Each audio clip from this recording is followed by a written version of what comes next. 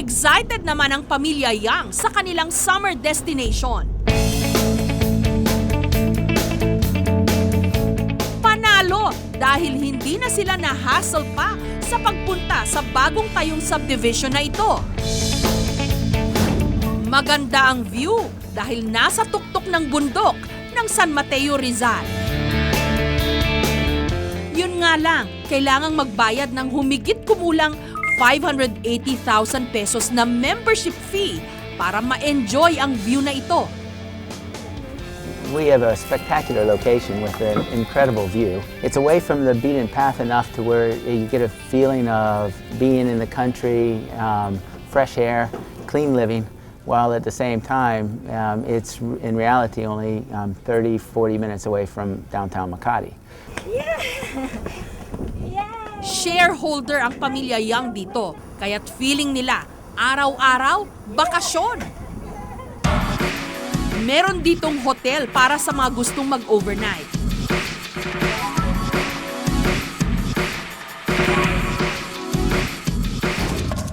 Para naman sa mga nature lover, pwedeng mag-trekking at mag-camping. Kung namimiss mo na ang lifestyle ng lungsod, meron ditong tennis court, badminton court, wall climbing, gym na high-tech ang mga gamit, at playpen para sa mga chikiting. Dito nakapag-bonding si Faye at ang kanyang anak. Pero ang pinakagusto raw nilang gawin dito, mag-swimming. May 2 kiddie pool at infinity pool naman para sa mga matatanda.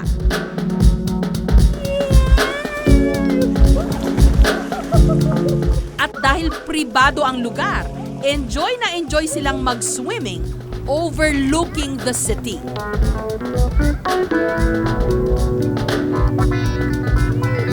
It's not just my experience alone. It's a family experience. Hindi mo talaga maikumpara sa mga ordinary experiences mo. So, from going to a resort somewhere else, out of town, traffic, you don't like that. Para sa mga kapos sa budget, pero gusto pa rin magpapresko ngayong taginit, ang Wawa Dam ang sagot dyan.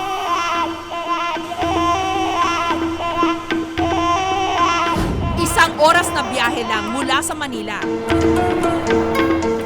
Meron ng napakalaking waterfalls. At dahil water dam ito, siguradong magsasawa ka sa tubig.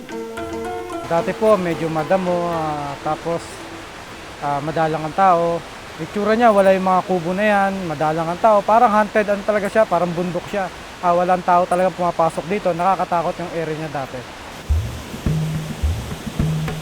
Dating pinagkukunan ng tubig ang dam, pero noong ipinasara ito noong 1998, naisipan ng mga residente na gawin na lamang itong pasyalan. Dahil na rin sa ganda ng bagsak ng tubig dito, dinadayo ito ng mga ekskursyonista. Ayon sa kapitan ng barangay, tuwing mahal na araw, napupuno ang Wawa Dam.